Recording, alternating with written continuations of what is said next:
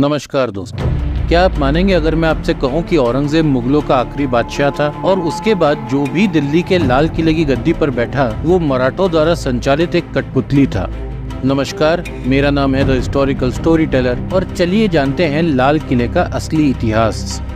दोस्तों, ये तो हम सभी जानते हैं कि शाहजहां ने लाल किले का निर्माण 12 मई 1639 को शुरू करवाया था, जो 6 अप्रैल 1648 को पूरा हुआ। इसके बाद शाहजहां ने मुगल सल्तनत की राजधानी आगरा से दिल्ली शिफ्ट कर दी थी।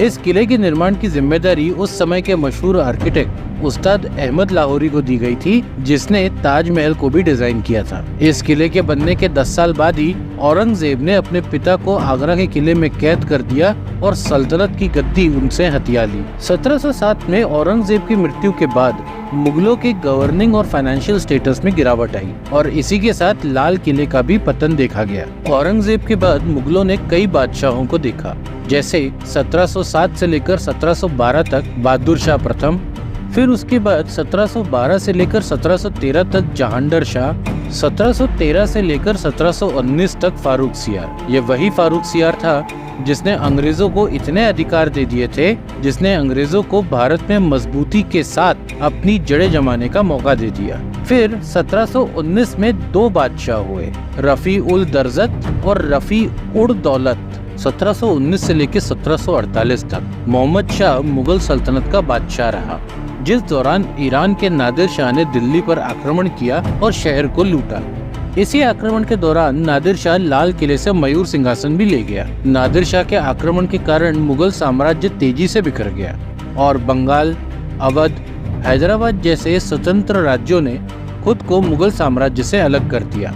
अफगान शासक अहमद शाह दुर्रानी ने 1748 से लेकर तो 1761 तक दिल्ली पर 4 हमले किए, जिस दौरान दुर्रानी की सेना ने लाहौर से लेकर दिल्ली तक लूट और तोड़फोड़ की। साथ ही उसने मुगल बादशाह मोहम्मद शाह और आलमगीर द्वितीय की बेटियों को भी अपना गुलाम बना लिया। आगे बढ़ते हुए 1761 में शाह ने दिल्ली पर कब्जा कर लिया और शाह आलम द्वितीय को दिल्ली से अवध निष्कासित कर दिया।